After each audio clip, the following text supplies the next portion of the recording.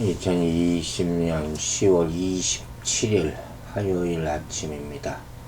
오늘 우리가 함께 묵상할 말씀은 창세기 48장 5절부터 11절까지의 말씀이 되겠습니다.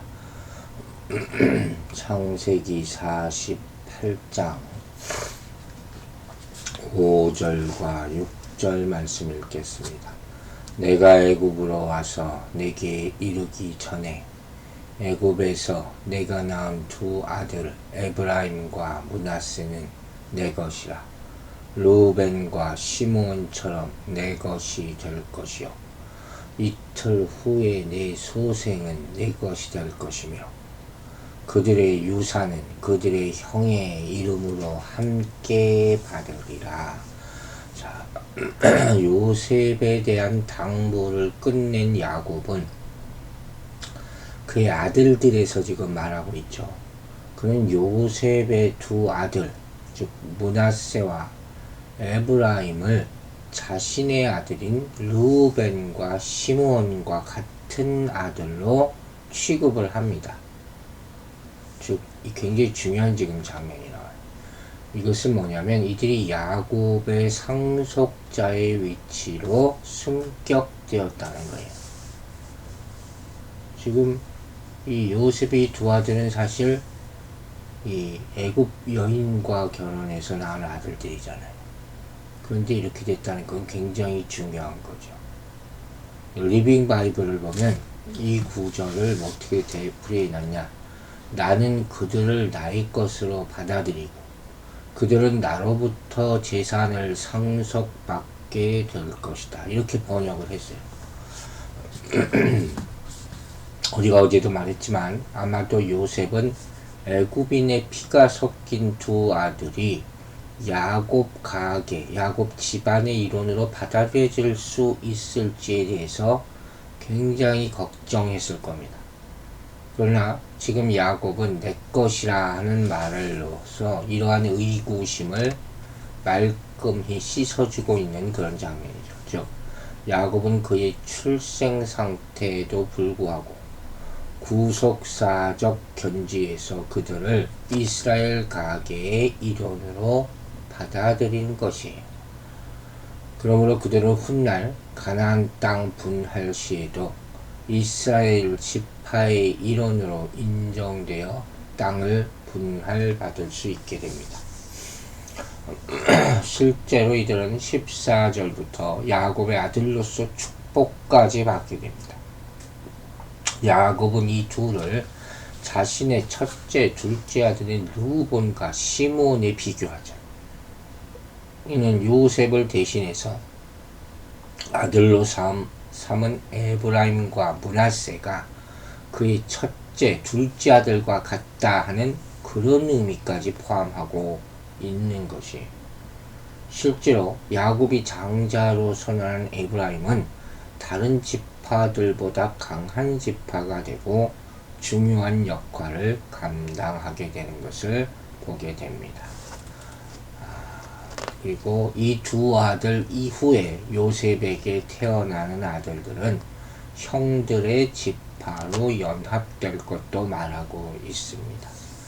이 말씀은 요셉에게는 에브라임과 므낫세 외에도 다른 아들들이 있었음을 알려주죠. 그러나 그들은 두 형 에브라임과 므낫세처럼 이스라엘 내에서 각각의 독립된 지파를 형성하지는 못하고 두 형의 지파 속에 포함될 것이다 하는 그런 의미예요. 자, 어떻게 이렇게 될 수 있을까?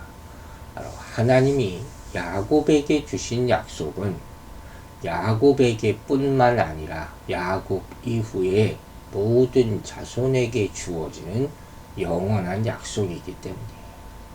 따라서 야곱의 후손들은 하나님이 주실 유업을 기대하면서 동일한 약속을 신뢰하며 소망해야 할 것입니다. 이렇게 모든 믿음의 자녀들은 그리스도를 통해 성취된 하나님 나라의 약속을 믿을 때 하나님 나라의 유업을 얻게 될 것입니다. 7절 말씀 보겠습니다. 내게 대하여는 내가 이전에 밧단에서 올 때 라헬이 나를 따르는 도중 가나안 땅에서 죽었는데 그곳은 에브랏까지 길이 아직도 먼 곳이라. 내가 거기서 그들 에브랏 길에 장사하였느니라. 에브랏은 곧 베들레헴이라. 여기서 갑자기 야곱은 라헬의 죽음에 대해서 언급하고 있어요. 이 좀 갑자기 뜬금없는 것 같죠?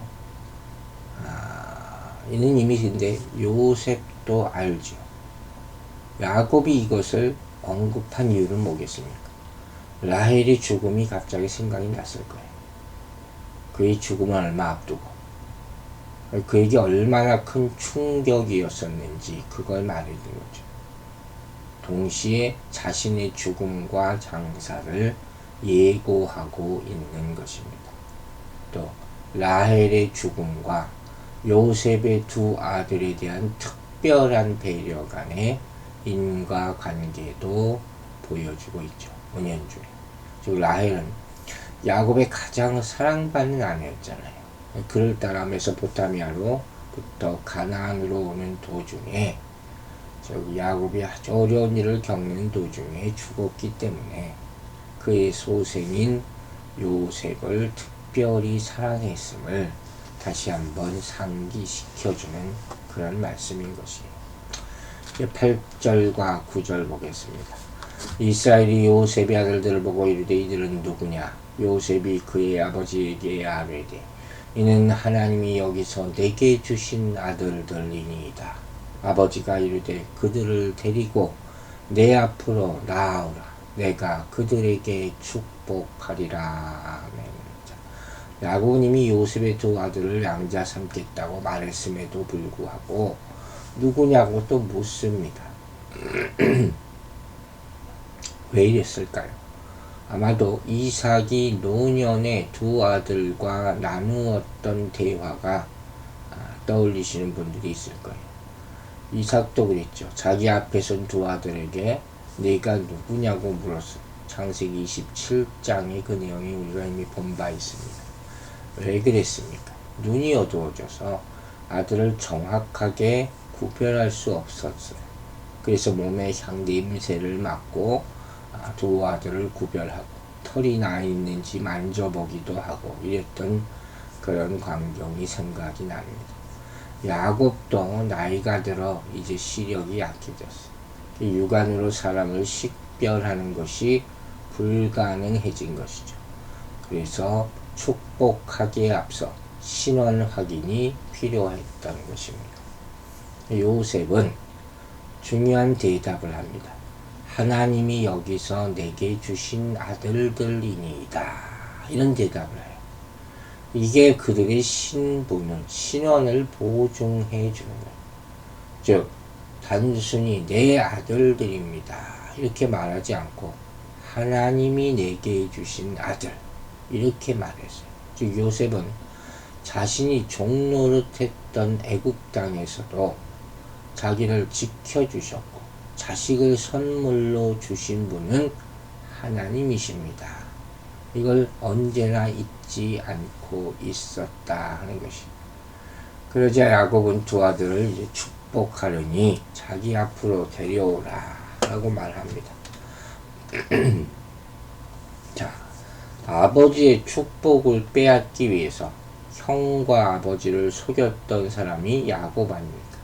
이제 자신의 후손들에게 그 축복을 전달하기 위해서 최선을 다하고 있어요. 여기서 야곱이 하려는 축복은 아브라함과 이삭에 의해서 시행된 제사장적 권위를 가진 축복이에요. 특히 야곱은 자신이 아버지 이삭으로부터 받았던 축복을 그의 후손에게 전송시키는 아주 중요한 순간이 되는 것이죠. 10절과 11절 보겠습니다. 이스라엘의 눈이 나이로 말미암아 어두워서 보지 못하더라.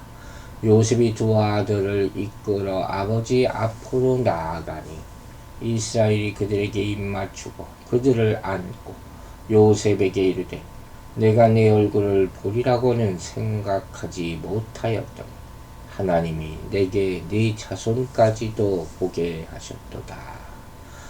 그것은 이삭의 모습과 야곱의 모습을 의도적으로 비교하고 있는 그런 의도가 나타나 있죠.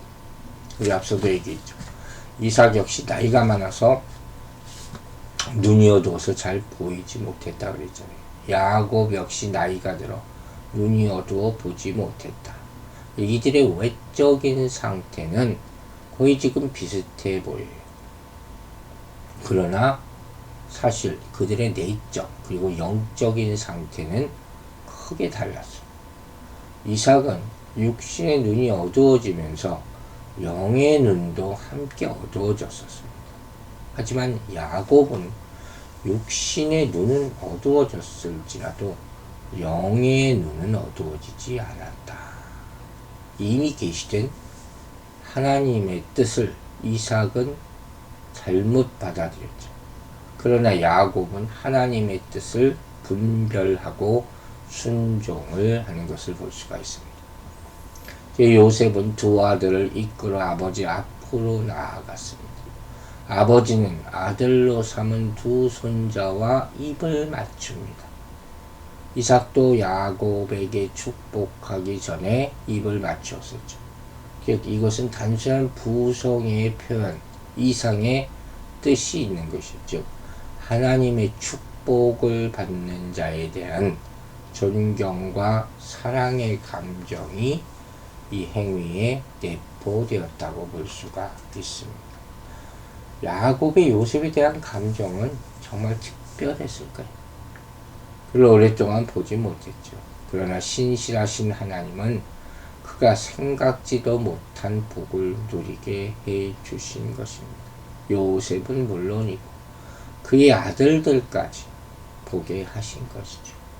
그래서 야곱은 하나님께 깊은 감사의 고백을 지금 드리고 있는 것입니다. 즉 지금 이 상황은 야곱이 자신에게 있는 모든 것을 자손들에게 주고자 하는 감격스러운 순간이라고 볼 수가 있어요. 한때 요셉이 죽었다고까지 생각했지만 이제 그와 더불어 행복한 노년을 보냈지 않습니까? 그리고 그의 장성한 아들까지 보게 된 일에 감사하고 있어요. 여러분, 사람이 생각하는 것보다 훨씬 더 많은 것을 주시는 분이 하나님임을 믿으시기 바랍니다. 본문을 보면 기쁨과 고통이 함께 오듯 삶과 죽음도 늘 함께 따라다니는 것을 보게 됩니다. 중요한 것은 우리 믿는 사람들의 태도예요. 무엇을 바라보느냐에 따라서 기쁜 인생이 될 수도 있고 불행한 인생이 될 수도 있는 것입니다. 사람이 먼저 포기하고 제한하고 주저하기 때문에 누리지 못하는 복이 얼마나 많은지 우리는 알아야 할 것입니다. 즉 하나님의 사람들은 더 적극적이고 긍정적이며 모든 일에 감사하며 살아야 할 것입니다. 또 한 가지, 이 축복 광경을 보면서 우리는 우리 자녀들에게 날마다 하나님의 말씀을 들려주며 하나님의 나라를 믿음으로 보게 만들어야 할 의무가 있다는 것입니다. 하나님 나라는 눈으로 볼 수가 없습니다. 오직 성경을 통해 믿음의 눈으로만 바라볼 수 있는 것이. 따라서 날마다 성경을 통해 하나님 나라의 약속을 보며 사모하는 우리 자녀들 되기를 주의 이름으로 축원합니다. 기도하겠습니다.